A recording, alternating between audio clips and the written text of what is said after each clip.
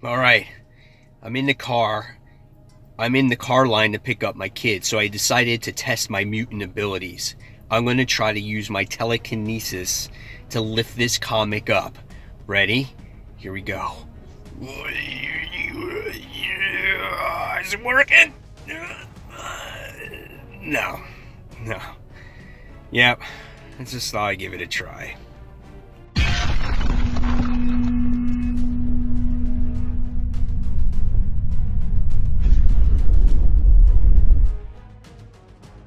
Hey comic book fans, welcome back to Comic Book Corner 2.0, and fans, you're back with me, Mike Spider Slayer, getting ready to do that all-important comic book review so you, the fans, can make a decision on what comic books to buy. And today, guys, we're talking about the long-awaited, anticipated Uncanny X-Men issue number 1. That's right, fans, this book is $7.99, but it does give you 60 pages. Now, if you think, oh, issue 2, it's only going to be $3.99, it's just this book. Well, that's not the case, fans, because this book is a weekly story for the next 9 weeks. So, you got to be willing to shell out $16 a month for this book, okay? So this better be a very good story for that amount of money. So for the people that can't afford this story, you might want to wait until this trade actually comes out and then jump on when the individual issues come out once a month, if it comes out once a month. But let's see if this story is actually worth it, shall we?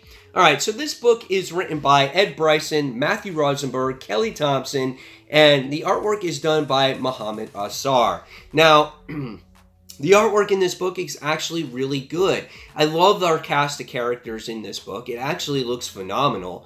We get to see characters like Kitty Pryde, Laura, Polaris, Nightcrawler, Jean Grey, Multiple Man, just all kinds of different X characters. And what I felt has lacked in the previous X-Men books was the unity of the mutants. That is the issue with the series, or all those other series. They were all in their little corners, but they never seemed to come together, except for this extermination event that's almost finished. Okay? So with this book, what you get right from the start is you feel like it's an X book because there's so many X-Men in it.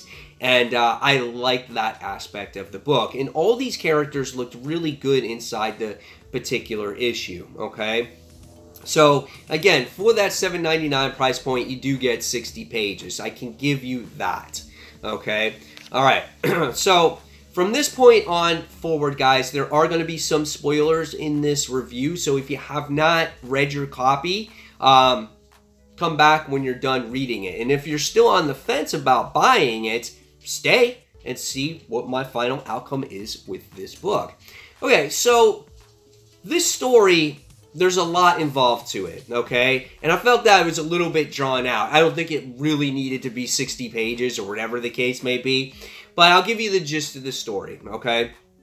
So what happens is we see our young X-Men go out on a mission with Kitty Pryde, okay?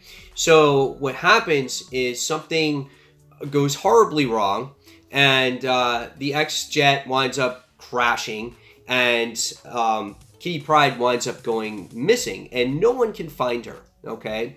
And so what happens is that they're continuously looking for her, but at the meantime, there's this rally going on with this particular senator, and this senator is introducing the world to this vaccination to eliminate children from becoming mutants in case they have this X gene.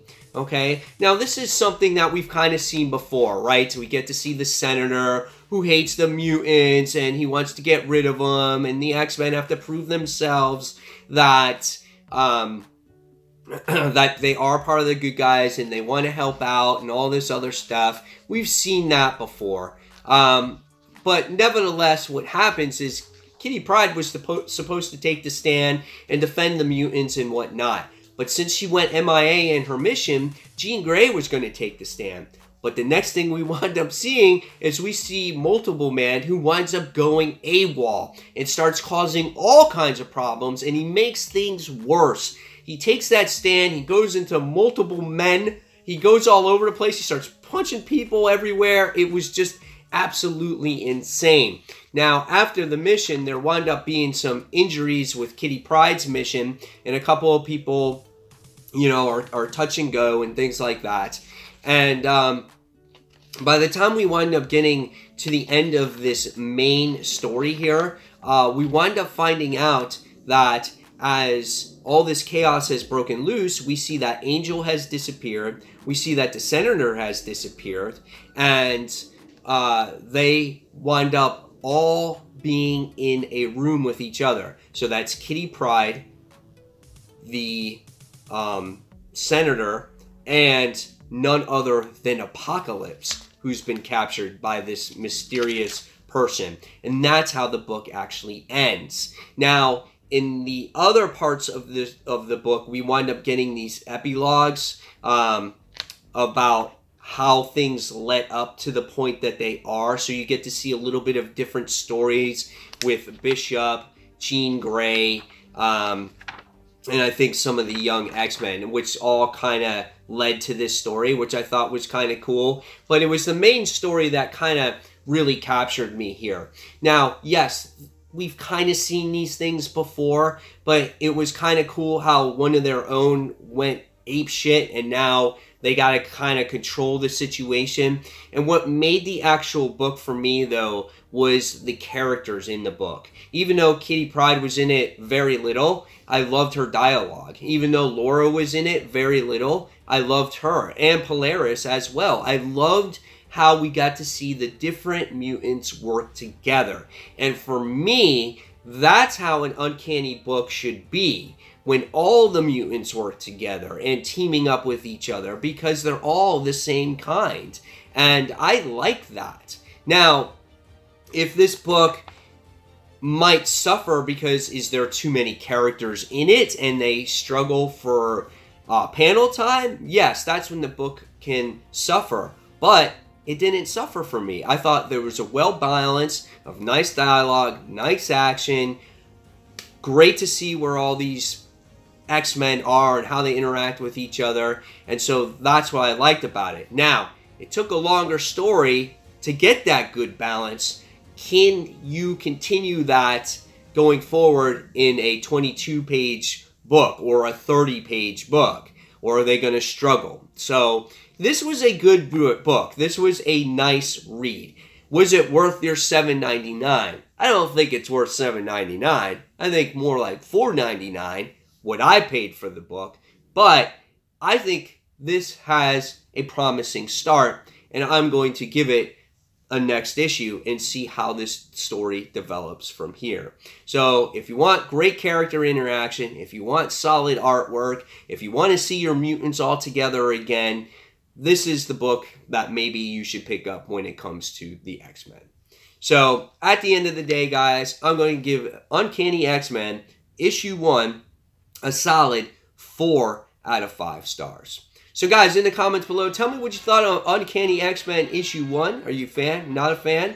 Not worth the price for you? Do you care less about the mutants anymore?